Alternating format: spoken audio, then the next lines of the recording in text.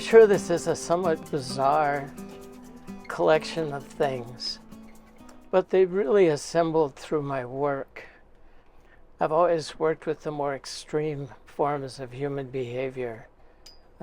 We started a treatment center, 24-bed treatment center for the chronically mentally ill in Bloomington long ago, and then for a while I was on call for 13 police departments and the sheriff's department in Dakota County, 24-hour shifts. I'd try to solve it on, over the phone, but sometimes had to drive out there and do it directly. And it was good training for an introvert to have to deal with annoyed policemen. And then I started working with sex offenders, outpatient. I started as a volunteer and ended up as the clinical director. Then I went to Stillwater Prison as a therapist.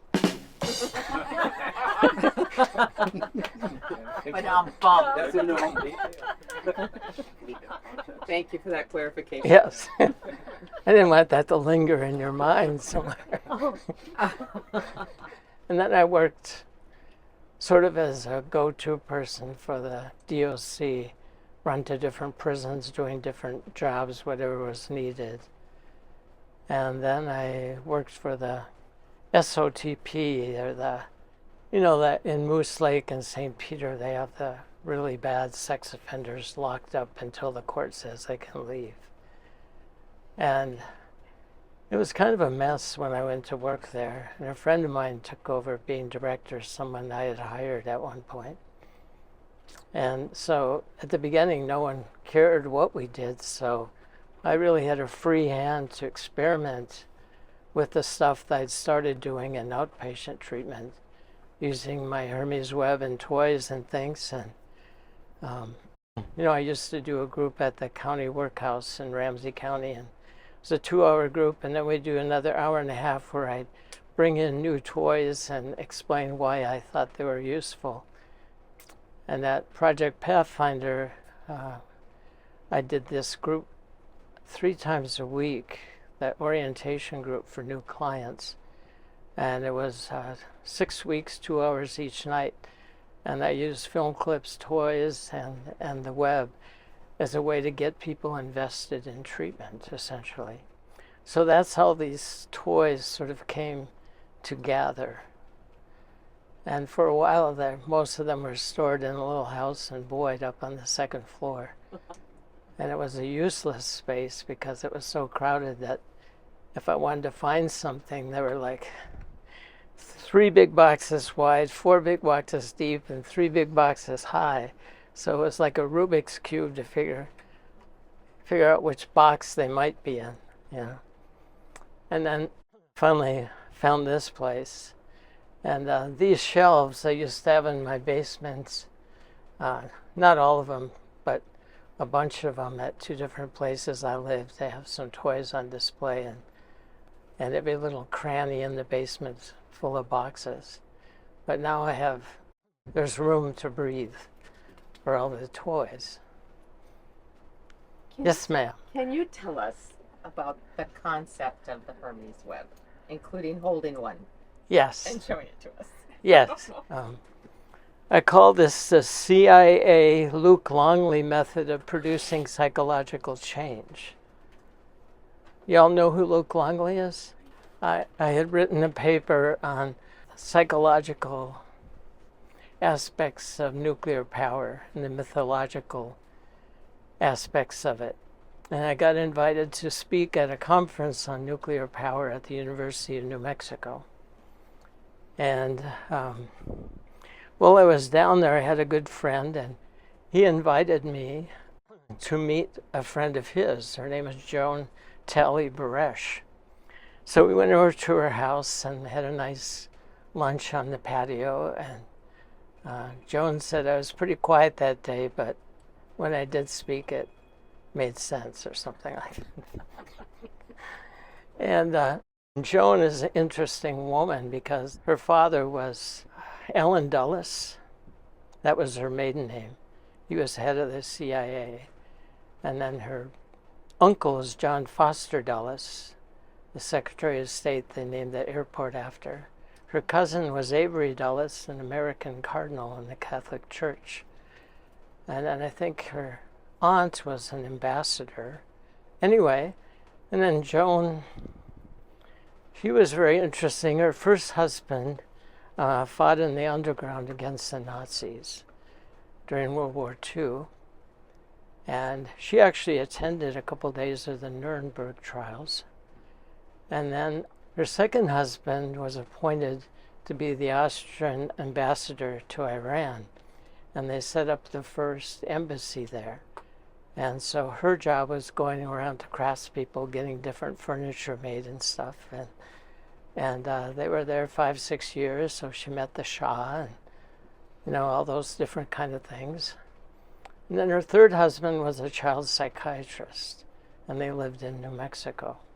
And they both became Jungian psychoanalysts. And that's kind of what she did for a living. So that was Joan. And Joan is still alive. She was 100 on December 28th. And we're still good friends. We still talk often. She's always been very supportive of my work.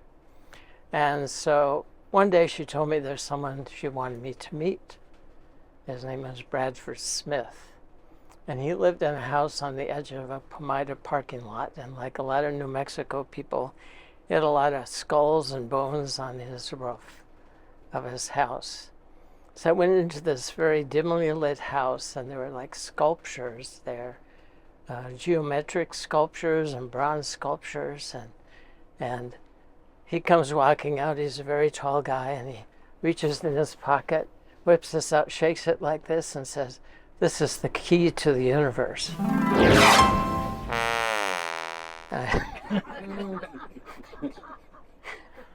I think we should all do that right now. We should all do that. Everybody give us. So don't rush off and unlock it, okay?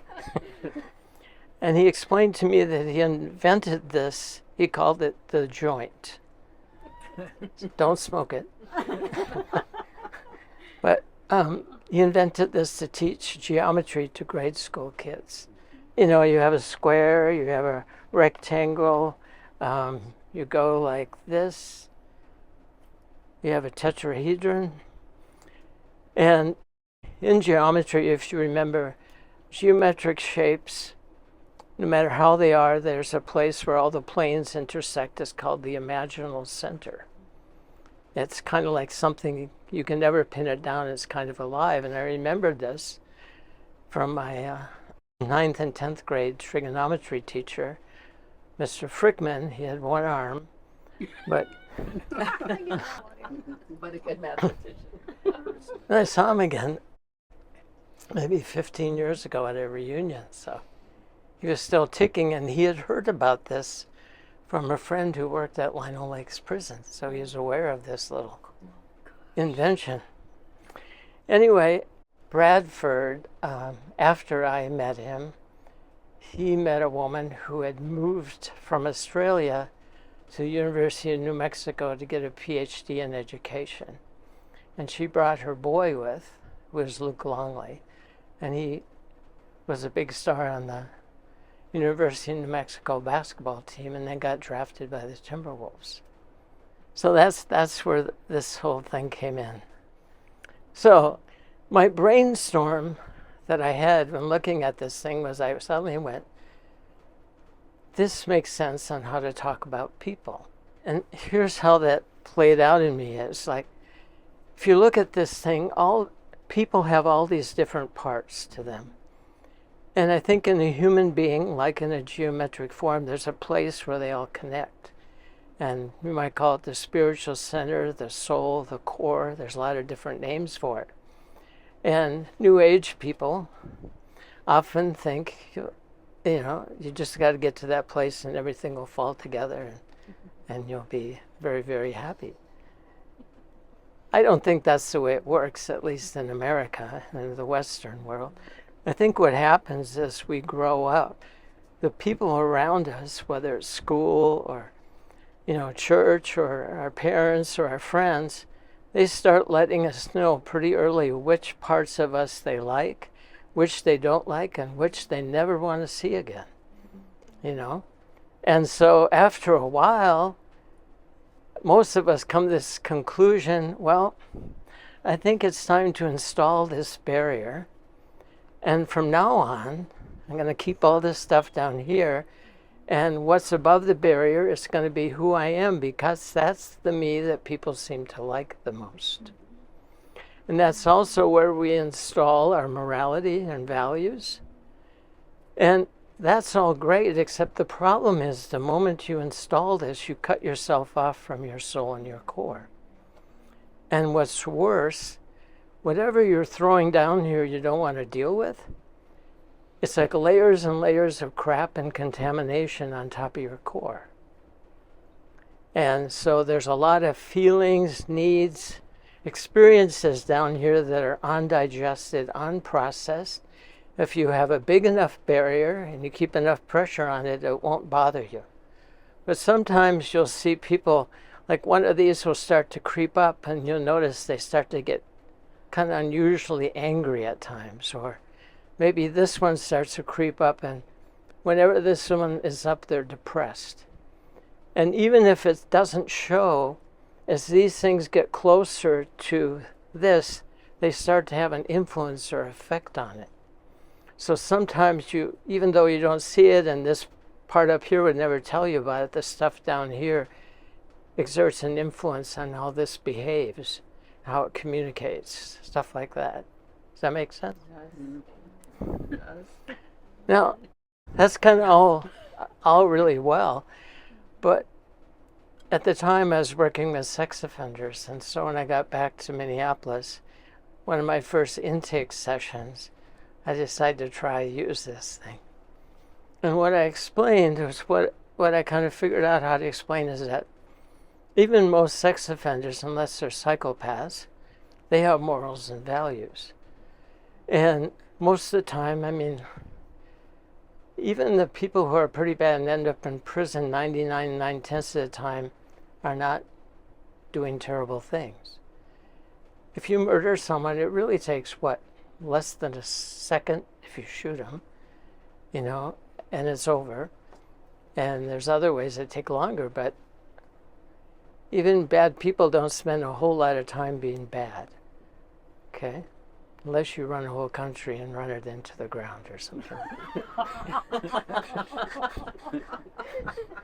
Hear, hear. There is the big time. Yeah. There's Venezuela. So at some point I realized what happens when an offender offends, or in domestic abuse, or when people have a violent fit, or for that matter, when people drink too much, this barrier starts to kind of weaken or dissolve, at least temporarily. And once that happens, what's down below comes through, or this flips up. If this flips up, the morals you've installed here are now like irrelevant. This may only be up for a matter of seconds or minutes, but while this is up, whatever anger, jealousy, vengeance stuff you have, it's like rocket fuel for a fire that just bursts out. And something can happen really fast. And then the moment it's done, this thing flips back. This part starts looking around. Did anybody see it? If nobody saw it, it didn't happen. If someone has seen you, that's when this part starts coming up with the explanations, justifications. So here's that flip thing. I'm sure you've seen people flip. I'm sure you've seen people at a party dissolve their barrier and let whatever's down here come rolling. Sometimes that's the good time to leave the party, so you don't have to see it. And the other thing, this barrier can also be an air filtration system. Well, you've heard that saying, when some people have a lot of issues down here, the part up here thinks their shit don't stink, okay? If you happen to be downwind, it's very clear what's going on down here, but the person up here will deny it. They don't see it, they don't smell it, they have no awareness of it. And the first step in AA is that this part has to acknowledge that there's something else in them that's out of control, that's harming other people and themselves, and they have to eventually take an inventory of everything's down here, make amends for whatever any of these parts might have done, try to resolve things, trying to reduce the contaminations, try to build a relationship again between their ego identity and their spiritual center or soul. Now, the lawyer comes in because when you've done something that you shouldn't have done, and people start confronting you, then sometimes your internal lawyer shows up. And he's who deals with the interested parties who have suspicions about you. And that he comes up with some very good, or she comes up with some very good justifications and explanations, and a lot of times it works. And the end result of that is typically then whatever behavior you did goes underground for a while and doesn't show up again for a while. And lawyers can become quite adamant. They can really go after you. And there's arguments like, well, you're worse than I am. Look at all the stuff you did. You know, anything to take accountability away from this situation. But again, therapy is about dealing with what's been shoved down here so that once again you can be in touch with your soul or your core. I was at the Walker Arts Center and I saw this toy. Someone was playing with it in the shop and I had to have one, so I bought one immediately. And it's a toy that actually represents this place right here, the core. You see how, you know, this is what's down in our core, everything kind of all jumbled together. And in most people, you have a certain amount of shame or guilt, which is a pressure that keeps this kind of closed. Also, when you work hard and you have stresses, it's kind of like, normally a human being should probably function about like this, where this is breathing, it's open. But over the course of a day, over the course of a week, over the course of years of working too hard, this kind of closes after a while. And then people who've been abused or have a lot of issues, I don't know if you can see it clearly from here, but can you kind of see there's a ball in the center? Kind of forms a ball. That's what I call hardcore. And so there are some people that this is just shut. I call it emotional and psychological constipation. Okay? And some people, in order to open this and feel alive again, need to have blasting caps or dynamite, also known as methamphetamine or fentanyl or drinking a case of beer, whatever the case. But if you start drinking, this thing starts opening up. And if you haven't done any work on what's inside here, it's basically a jailbreak. And they get to go out and who's ever nearby is going to get a taste of what's in here. And also this kind of demonstrates when you take heavy duty drugs, like say you take LSD, it opens up like this. And then it kind of pulses until it finally wears off. And on some drugs, once it wears off, it's like, oh shit, I'm dead again. I felt alive. I felt really alive. And now I'm dead. So I got to get another ticket so I can get on the ride again, you know? Does that kind of make sense? So if someone's like that, how do you resolve that? Oh, it's So behind you don't do the LSD. Well, the idea in therapy Yeah. is that you open this very slowly. And then as you see what's in there, you resolve it before you open it further. So it's kind of a slow process. Whereas when you're desperate, you know, you keep it this way most of the time, but you want to feel alive, then it happens very suddenly, and what comes out is totally undisciplined. Like a mad bull sometimes. So is that like a philosophy of Therapy? yeah. Well, the return of the repressed. That's a Freudian phrase, I think, you know. It's just kind of saying that what you ignore or what you lock away can come back and bite you, or bite somebody else for that matter. You know, the Hoberman brothers created the curtain for one of the Olympic stages. That was when it was in Utah. They made a giant curtain that was designed like that to expand. Now, this is the mini Hoberman. And, you know, I was just looking at it one day and I went, holy crap, I can't believe it. You see all these little red things? When they all close, when it closes, it creates another one of those hardcore things, okay? But this one's unusual. It's not in there, but can you see the little swastikas? Oh. See that? Wow. So I realized at some point, being swastika is Nazis, right? So when this is closed, the eye of the soul is closed, and you are a Nazi. Do not be a Nazi, okay?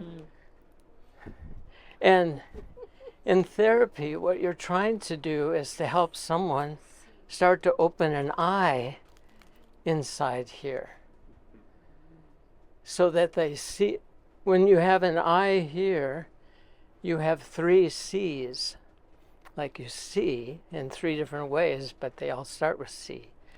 And those are community, conscience, and compassion. And you can have all of those on this level, but when you don't have, on this level, you have people you love and you care about, but you choose them. When you have compassion, you don't get to choose who you care about. And you can have people you're connected to on this level, a community of sorts, but when it comes from here, it's a very different kind of community that's based on different kind of values.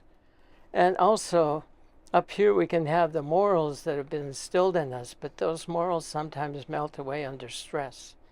And when you have the I inside, you have a conscience. And as the I gets bigger, your conscience, its voice gets stronger and more noticeable and has more of a role in any internal debate. Then there's something defending those values rather than blowing them off because something's gone wrong, and then later you reinstall them. Does that make sense? But what causes it to not be installed? When you put this barrier in, you sort of change it to this is where the installation takes place. And this is a wilderness where lots of things are stored. I have a toy here. I'm not sure what it is, but it's a little bottle of nuclear family waste. And it has glow-in-the-dark roaches inside of the green goo. So a lot of times when you're born into a family, they might have a warehouse of nuclear family waste that you get to inherit. And no one will tell you anything about it. Yeah. You know, it's yours. And we're taught things. We go through catechism, Bible school, all kinds of different things. But it's a very different process to be in touch with this part down here. And I think young people, these days especially, they find ways to get in touch with this down here. And adults don't like most of them. Like, Drugs, sex, reckless adventures. You know, anything that makes you feel more alive. And I'll just mention, I think one of the sort of hidden aspects of crime. You know, we often condemn people who commit crimes, but if this is the state of someone who's committing a crime, when this thing opens up, they feel incredibly alive. In the process of doing something that's very harmful to other people, you feel more alive than you've ever felt. And for some people, it's like, well, which would I choose? Which would I prefer? Because you might feel 10 times more alive, 100 times more alive than you normally do. But what would the cost of the person that's the victim of that crime? Would that, the other part of that energy? Well, I can explain that. I bet. So let's say this is a human being, and this human being ends up molesting somebody. Okay? Let's say a young woman. Now, when someone gets molested, the person who's getting molested is usually trusting. Maybe is even more open, or sometimes, priests are really good at spotting the needy kids and the ones that really are looking for a father figure, so they're more open. Well, when the offense happens, it's like, okay, let's borrow this guy for a moment. I'll pick a vampire because vampires represent a hunger that's out of control, okay? Now, when that offense happens, that vampire goes inside the core of this human being and takes what they want.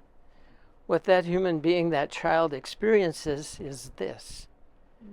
Later, when they tell people about it, they go, no, your uncle's never like that. I've never seen that. Well, of course you haven't. He would never show it to you. Not in a million years. But this is what this, in essence, goes inside of them. And then what happens is this part where all the contamination is ends up getting stuck inside the victim. And what often happens is that after a while, they begin to think that that is them. That ugliness is them. All that hatred and anger is them. So sometimes they off themselves, sometimes they have eating disorders, they drink, they have sex all the time, whatever it is, because they've been especially contaminated at a point of being very open and trusting. And more often than not, the people around them do not believe that they were visited by a vampire. Now there's something about vampires we should talk about briefly. That's a great segue. How many of you know a vampire? Nobody? No. Okay. Okay, you don't know that you know a vampire. That's probably what you should say. Okay. Anyway, what is the number one reason that people commit sexual offenses of any kind? From childhood, having it done to them? Well, it could be related to it, but it's not the number one reason. You guys know what the primary way the identity of a child is formed? As a child grows up, let's say we had two children growing up in two different households. Let's say one child's got a single mother who's very miserable, drinks a lot, watches soaps all the time. And if the child starts crying, the first thing she does is get pissed off. And because she's pissed off, then sometimes when she goes to the stove to heat up the formula, it might be just a little bit too hot, but I'm not going to wait. And as the child gets older, she wants help with her homework and says, why'd you think I bought you that frickin' computer? Leave me alone. So what's happening to the child is that over and over and over, thousands and thousands of times, what is mirrored back to them is, you don't have value. I don't want you. You are a pain in the ass. So what's in the mirror, what's coming back at them is essentially a negative sense of identity. So you would say that for a child like that, down here in their core, there is a minus sign. Does that make sense? Now, on the other hand, you might have a child that the moment it starts crying, that mother doesn't even think. She's up out of her chair. She's in there rocking it, holding it, doing whatever she can to comfort it. And as that child grows up, kids like, Mom, come and see what I found. Or, look, I'm hanging from this tree. But the kid gets mirrored over and over and over again. What the faces that they encounter say are, we love you, you're amazing, you're incredible, okay? Now, what that means in the long run is that for children who get negative mirroring, they end up with this in their core. Do you know what that is? Death Star. Yes, the Death Star. So, see? Here he is. Okay? Okay. And Darth Vader is a father who's willing to kill his own child in order to get what he wants to do. And I think there are a lot of children after that negative kind of mirroring and that minus sign down in their core. And it's kind of like if you have a minus sign in your core, like up here above the barrier, it doesn't matter how talented, how intelligent, how good looking you are, it'll be undermined. Now, if you happen to have a better kind of upbringing, you end up with something like this in your core. Anyone recognize this? No? Yeah, that's what I was thinking. Earth. It's Dagobah from Star Wars. It's a planet. And you know who lives on Dagobah? Yoda. You're so cute. Everybody loves Yoda. But if this is what's in your core, you know, when the shit hits the fan, when things are going badly and the bottom drops out, there's something down there to catch you. If this is in your core, there's nothing. There's just chasms. You know, there's no limit to how far down you can go. Well, anyway, the chaplain from Elwood Federal Penitentiary was at the airport in Minneapolis. He called me up out of the blue because he had read this article I wrote.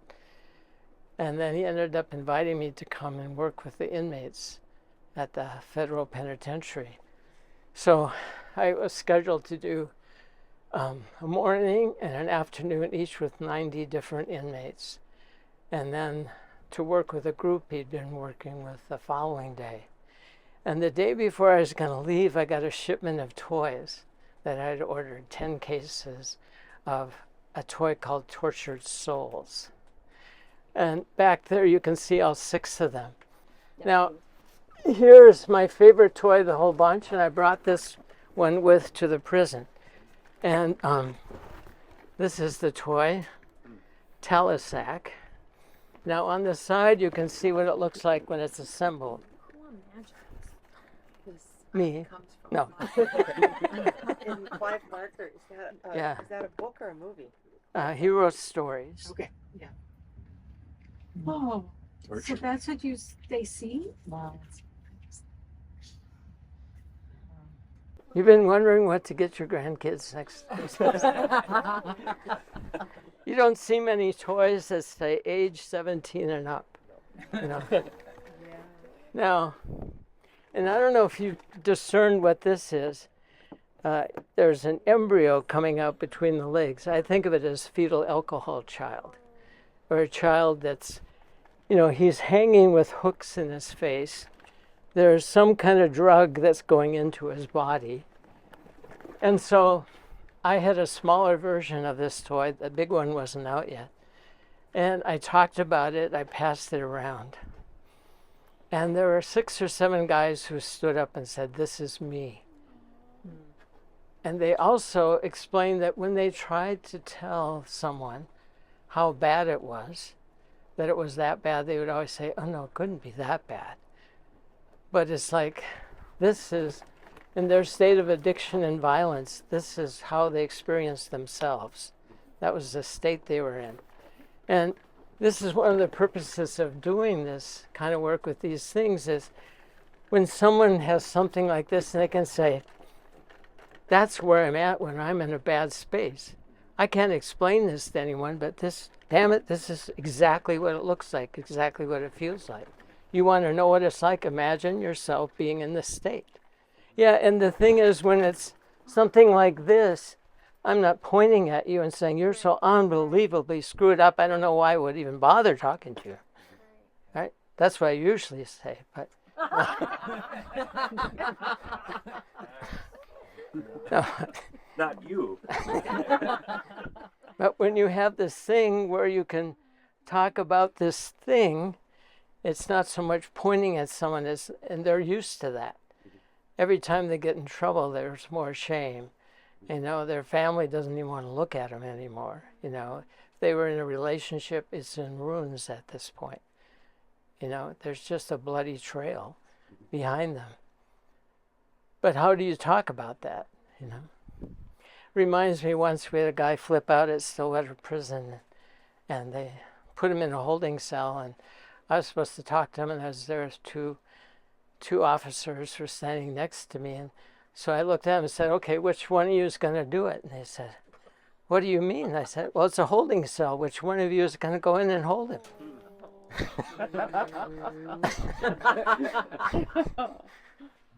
So all Now the I get it. toys in this room are, like Melanie said, they're a starting point for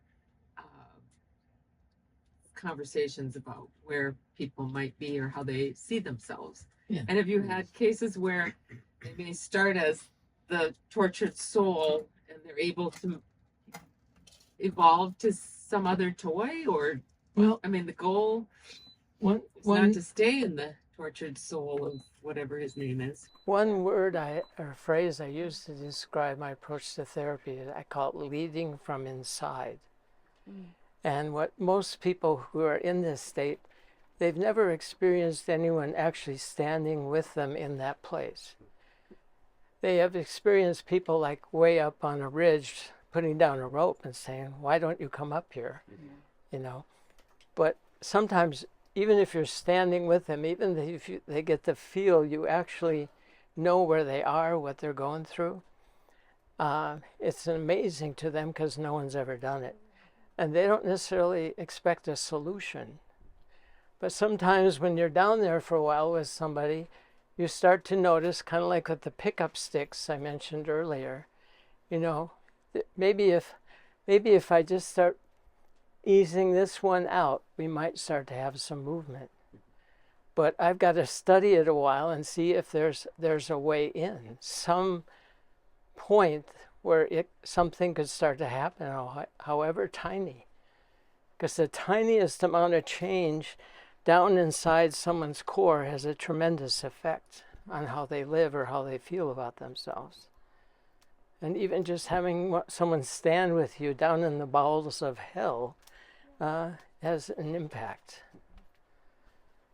So when you look at these people who you think there's no hope for, there it is. Yeah, yeah. Yeah, no one is hopeless. They can always serve as a bad example.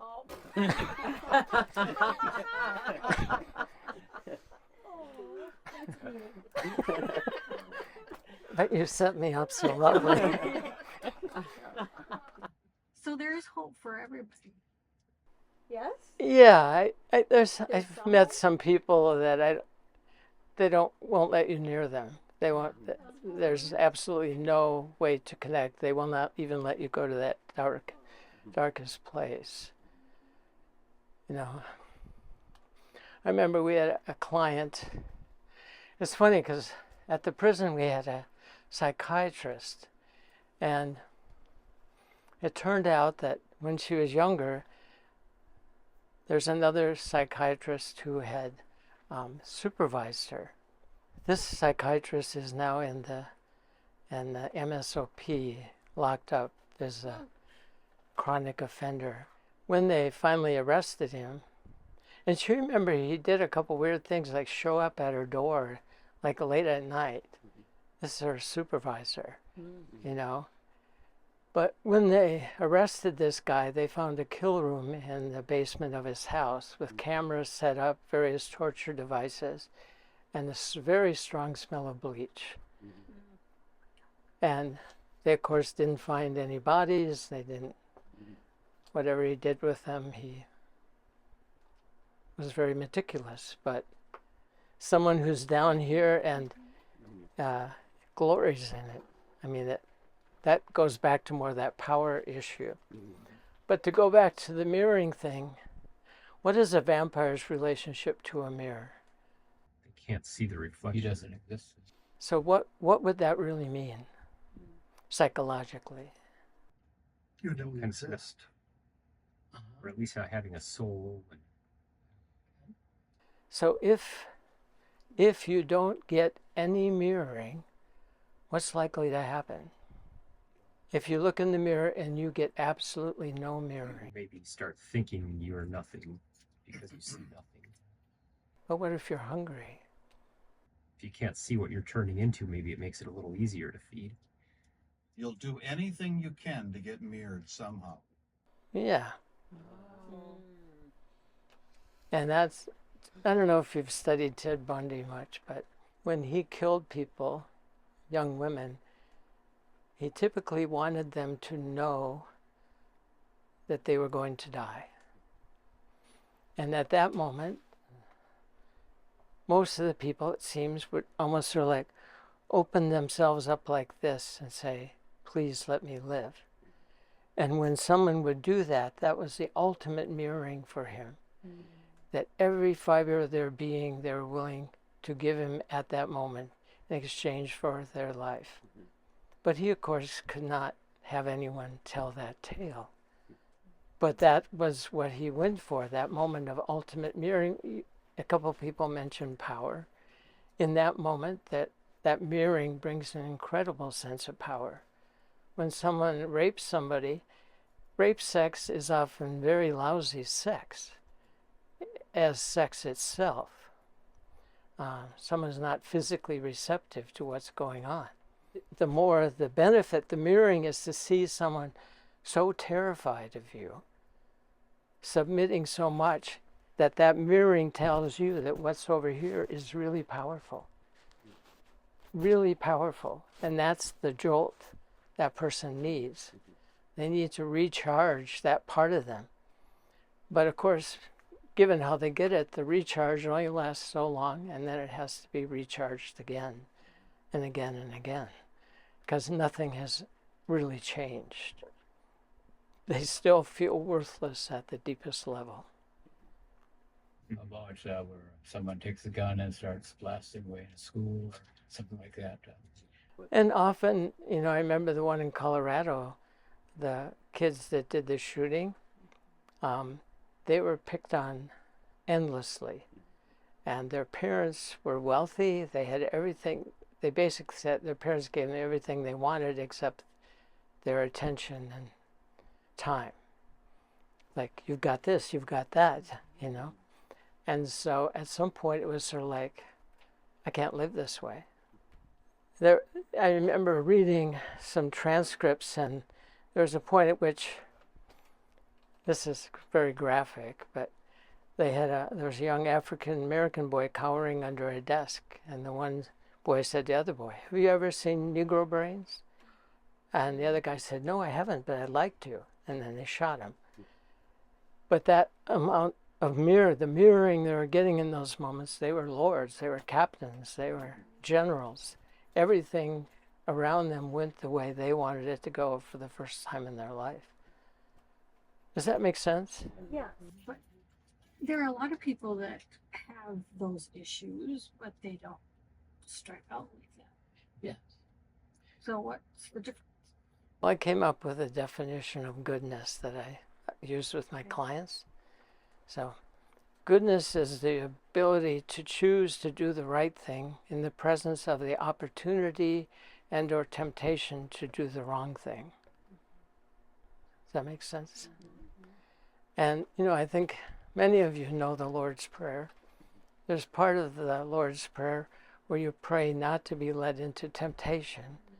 And I think the reason for it is you don't want to find out.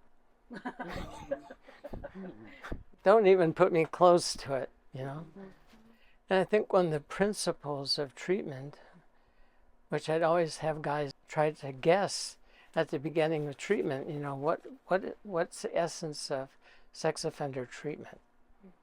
Let me throw this at you. It has to do with democracy. What's the basic principle of democracy when it's working?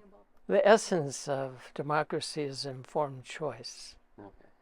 When you have a populace that goes out of their way to be informed on issues from a variety of perspectives, and then when decisions are made, it's based on that.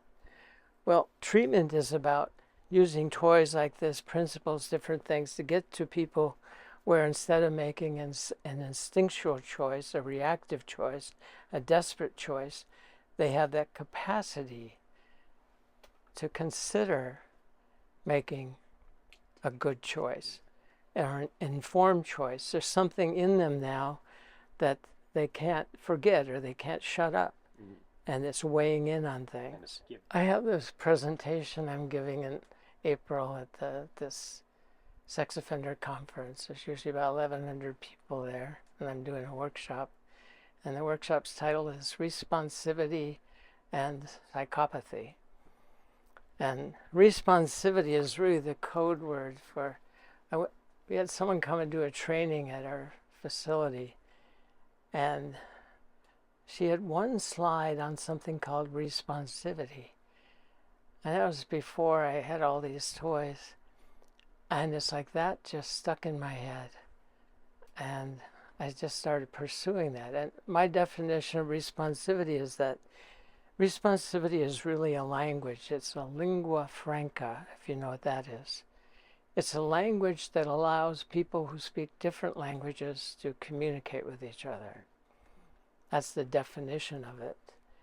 And I think the toys, the stories behind them, the myths behind them are a language.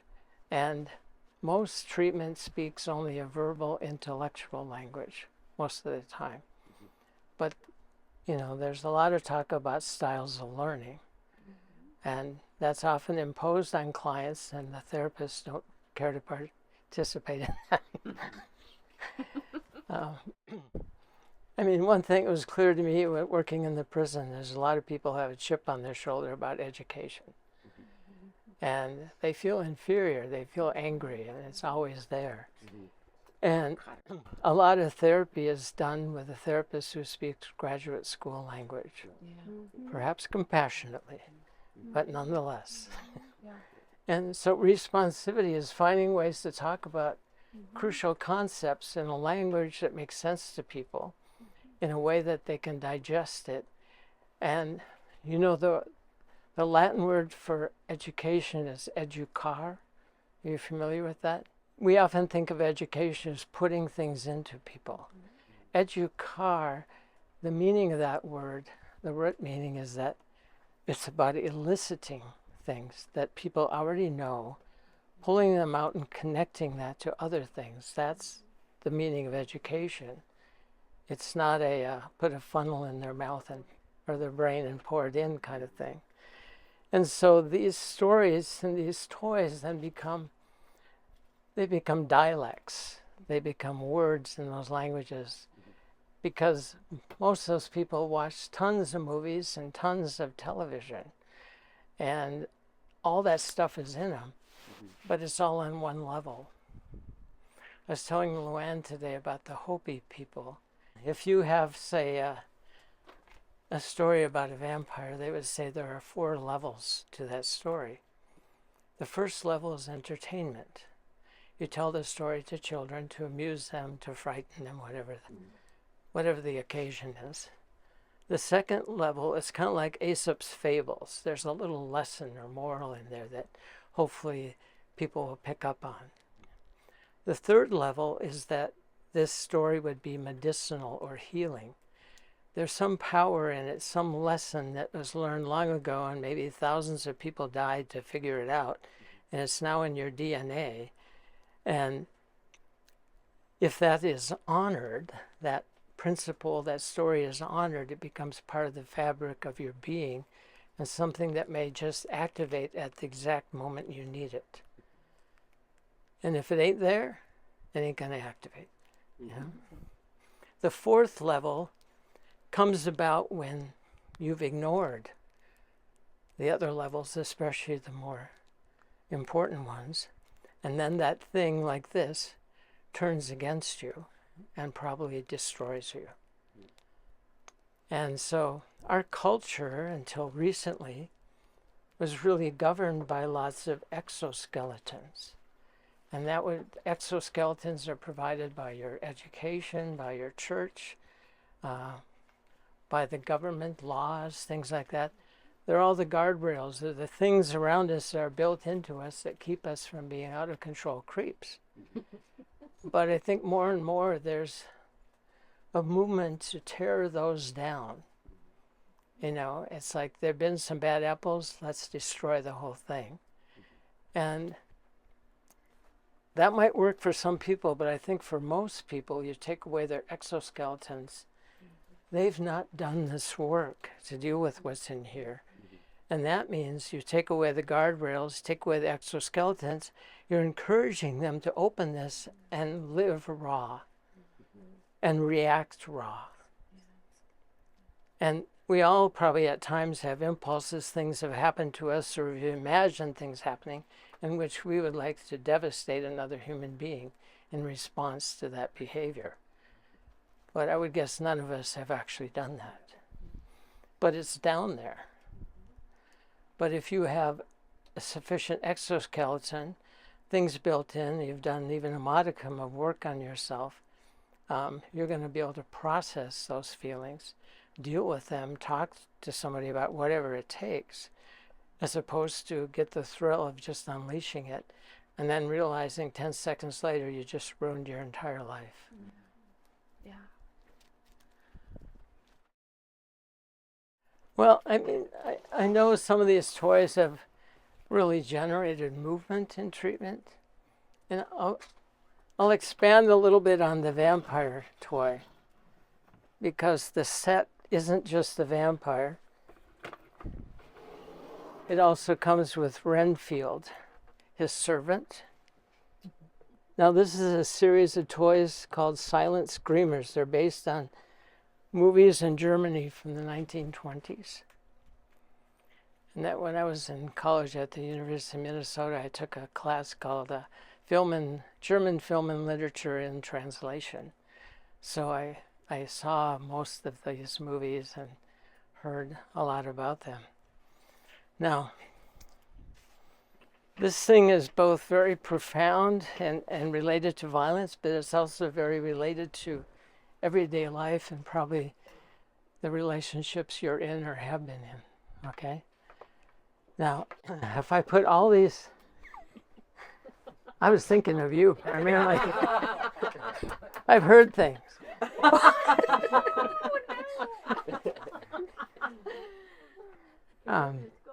When I put these things together like this, I call it the perfect servant syndrome. And I don't know if you ever saw that movie.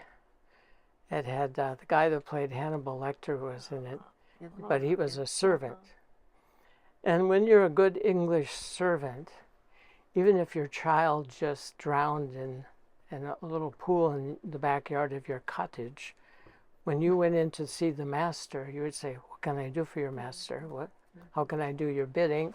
And you would show no emotions. That's being a perfect servant. Now, most of us at some point or another have done that entering a relationship as well, because we remove this stuff up here that might put somebody off, that might make them suspicious or go, "Oh, I don't know if I want to put up with 20 years of that." But so when you get in a relationship, when you start dating somebody, this is what it looks like.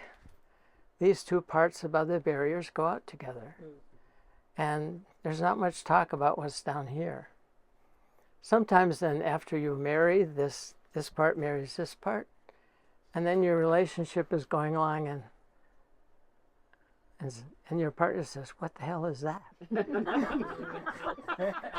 And maybe you just go, what? Or maybe there's a number of things that start to come up. And the divorce rate has a lot to do with that. So like, I didn't marry that. Where was that when we were dating, et cetera, et cetera, et cetera. Okay? So that's sort of what we normally do. We hide certain parts of ourselves because it increases the odds of getting what you want or what you need. Okay? Truth in advertising doesn't mean more sales. Okay, so let's go back to when you have the perfect servant up on this level, what you're going to have down in your core is this scenario. So on the one hand, you have something that's very hungry for mirroring and willing to go out hunting. When the need gets strong enough, it will find a way to feed. Okay?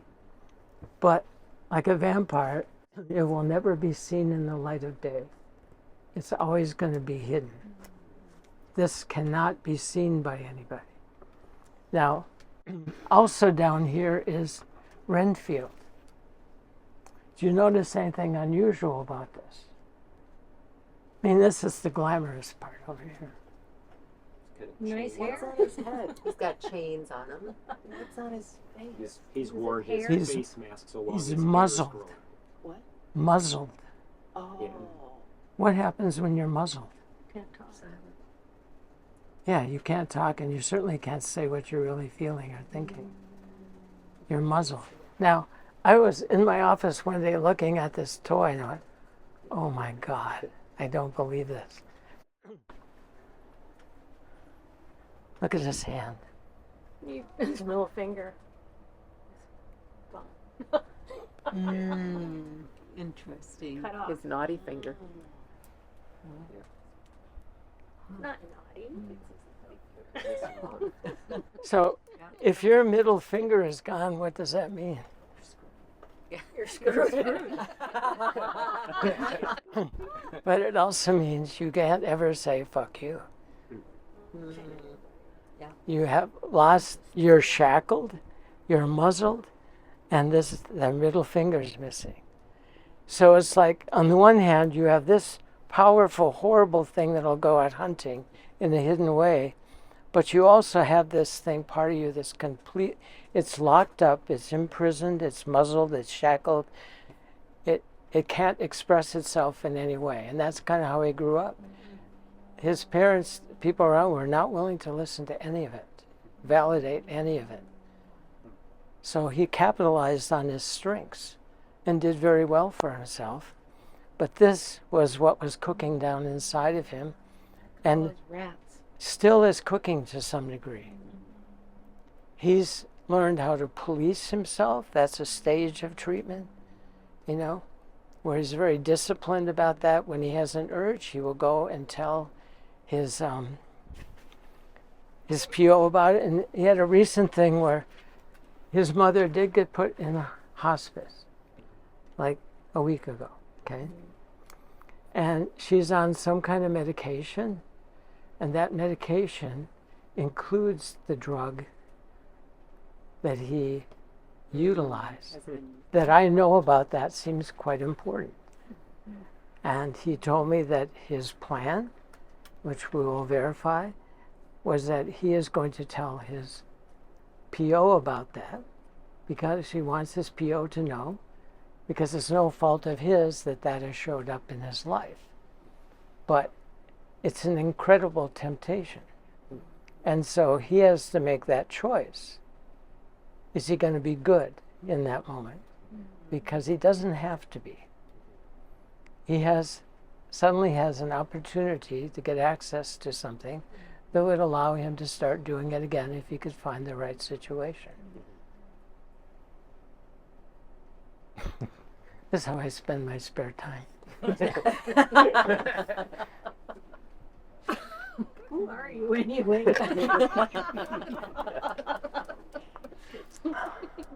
What impact does all of this have on you? How do you process everything you work through with other people and keep yourself whole? I always felt like to do this work, I had to have a very active life on the outside where I explored things. I mean, racquetball was one thing. You know, my music was another thing. I used to be married to a flamenco dancer, and I was very involved in those productions. I had my own theater company for a while, and we did plays related to characters like this, you know. I did some plays by old Norwegian writers that seemed to be tapped into this stuff. So that kind of stuff, I had to have ways to work with that and travel on those levels, but not in the way my clients did, you know. My ex-wife Susanna did a play about Argentina, about the disappearances down there. And I remember I came home once. She had her hands tied up and she was hanging like this.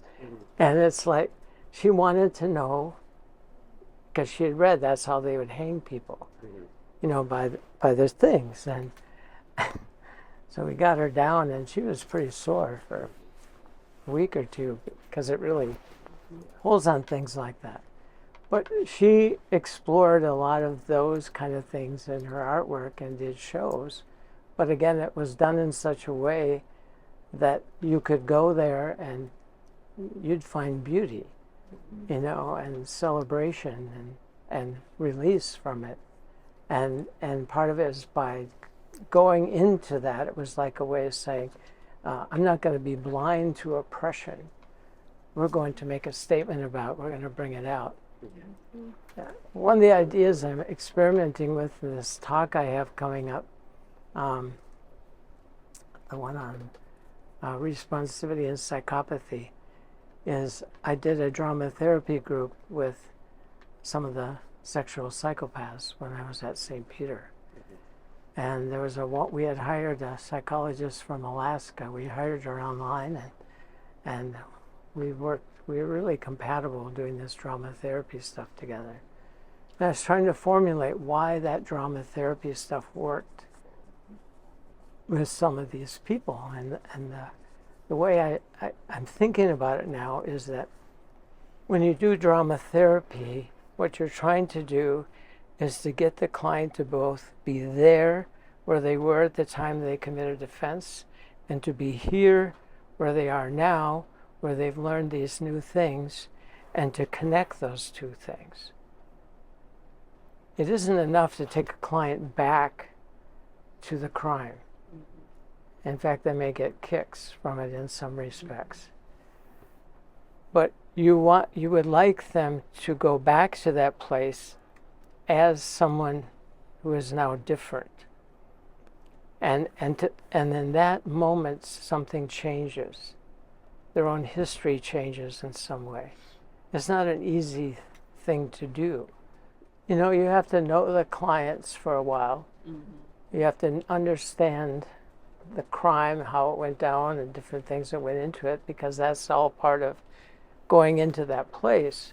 So even that process itself, they have to start making connections, noticing not just the moment when it happened and it took over them and the huge mess it created, but there were a lot of steps, a lot of choices made along the way. And so they start to, as a person who's done a fair amount of treatment, they start to recognize, notice those steps. And kind of at some point, it's kind of like, well, there's no way I wouldn't have gotten here now that I see where it started. But it's a long process. I mean, those guys, some of those guys that were in that group had been in treatment for 15, 20 years in this locked facility, and they'd been in prison before that. You know, these are guys who are committed after they are done with their prison sentence because they're considered too dangerous to go back into the community. And Civil they are commitment. And they are willing to do this. Some of them are. Activities? Some of them are, yeah. Okay. Not all of it. Like up in Moose Lake, there's a lot of clients who will never ever do treatment. They don't have a problem. Everything that's happened to them is like a witch hunt, a mistake, a punishment that's unjustified. And so there's really not a way to deal with that. You know, you may not know much about Moose Lake and St. Peter. They're two towns that house the civil commitment programs. So in which there's over 700 clients who've been civilly committed. And they're essentially prisons, you know, but they're not in cells. They have rooms, you know, and dormitory sort of things with big open courtyards. In Moose Lake, if you ever drive to Moose Lake, go off the freeway. There's a gas station there where that Katie Poyer was kidnapped. And that is right across from the entrance to the civil commitment program. It's like so weird. But that town, they will never let any of the people who are in treatment there ever go into town by themselves. It's just never going to happen. When they have to go to the hospital, they're treated fairly hostilely as often as not. In St. Peter, people down there have gone through more treatment, they've gone through more stages, and they're allowed to get volunteer jobs in the community. They can get passes to go into town, and it's done in a supervised way. And eventually, when I first came there, I think maybe only a couple people had been let out. But there's been more and more now who are back living in the community, but they had to go through a 3-judge Supreme Court panel decides if you're going to be committed, and a 3-judge Supreme Court panel has to decide whether you can get out again. Does it have to be unanimous? Or? Yeah. To be a psychopath means that there's a part of you that really, you have no values, you only have your own sense of how things should be. You usually have a lot of anger inside you somewhere, enough that you're pretty indifferent if other people are harmed by something that you do. Sometimes people like Hannibal Lecter can be extremely sophisticated and still a psychopath. Because on this level, they're smarter than the vast majority of people, even other psychiatrists. They have enormous ability to read other people.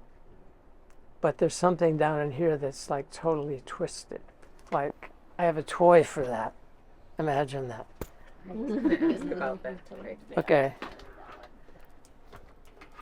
Instead of this, we have this tangled Yeah, it's tangled. mess that's in the center here. And they're And- born that way. And this is a friend of mine had a husky, and this was a chew toy. And I thought, oh my God, that's perfect. So I've got to get these, because it's one way to talk about what's. But the psychopath is born that way. They just know. Not necessarily. I don't think so. Would you say then the absence of conscience of any sort? Not Well, just no I- indifference, but One thing that is common in psychopaths is a lot of people have been abused, and being abused doesn't necessarily make you a bad person. It doesn't have to. More people who are that level, but again, it doesn't, just have been systematically abused. And by systematic, I mean that someone went way out of their way to torment them. Could have been their parents, could be someone else. But it went on and on and on. It's similar to what would happen in the Holocaust and in the camps. All of us, I think, almost every one of us has had damage to one or two parts of us, maybe even 3. It's not typically devastating damage, but we maybe have to figure out some way to work with it or get some help of some kind at some point. But if you've had major damage to many parts of you, it's impossible to function well. Yeah, it's impossible for people to feel comfortable around you sometimes, or you may just develop some kind of persona up here, again, that doesn't let anyone know what's really going on down here, like the psychiatrist I told you about who had the kill room in his basement. He's never going to get out, and he has no interest in treatment. He doesn't have any problems. So I'm going to ask you how you would use the where the wild things are. when I look at the wild things, I look at this is the early stage in some kids of going down the wrong path. And like, what can you say about this character? He's likely to be very cocky. He's likely to crow about everything. But likely he's also, if a kid is in this state, there's probably some bullying there. And there's probably a fairly vast sense of either impotence or insignificance that they would never admit to. And at this stage, you know, and this is the thing I learned working in prison, you know, and when times get tough financially for the state or the country, they always cut the early development funds, the, you know, access to different things, better food, that's what goes first. Well, that's why you get some of these people. They don't have to end up that way. But some of the elements are there at this point. They're the wild things that sometimes Max has to say, I don't want that running my life, you know. There's stuff from this that's going to be useful at times, but I don't want to be this, you know. And I think if, you know, there's ways to imagine the bull, you know. There's just ways to imagine yourself into that, and it's just that it's a more fun way to work with some of the issues, you know, and almost everyone knows the story. Can we take some final questions? Why Jesse Ventura? Oh, okay. Well, I think he broke the mold in a lot of ways and probably started some trends which aren't necessarily good, but in some ways were. I remember when he was campaigning, he was brutally honest about himself, shockingly so, and it threw the other politicians totally for a loop. It's like, no way in the world am I going to tell you that I used drugs or saw a prostitute, you know. But he was upfront about those things. And so there was sort of a sense that some people, it can be useful when they own their history, own their experiences, and that comes into play when they're making decisions as opposed to pretending they've never had that and certainly pretending they wouldn't understand it or accept it. And so they make decisions that are no help to people who are heading down the wrong road or something. And, you know, he was a Navy SEAL. That's a huge experience. And he was a coach, so he knew working with kids in a certain way. And then he was our governor for a while, believe it or not.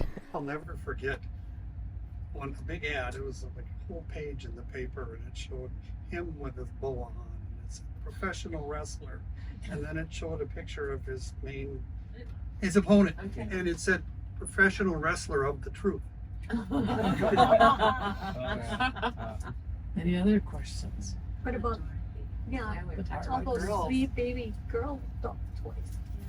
Well, some of that came about a colleague of mine, Elizabeth, who worked with me in the sex offender program, and I still do lots of testing for her and her partner.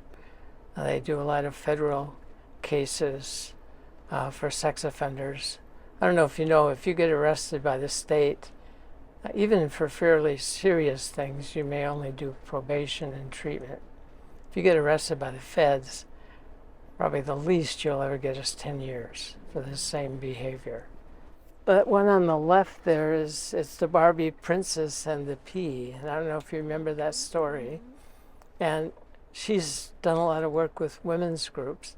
And she found that toy useful for women who, like, nothing's ever good enough. They complain about everything, and their marriages go down the tube sometimes because of it, because they're kind of like the princess and the pea. And so it became a way to talk about that sort of thing.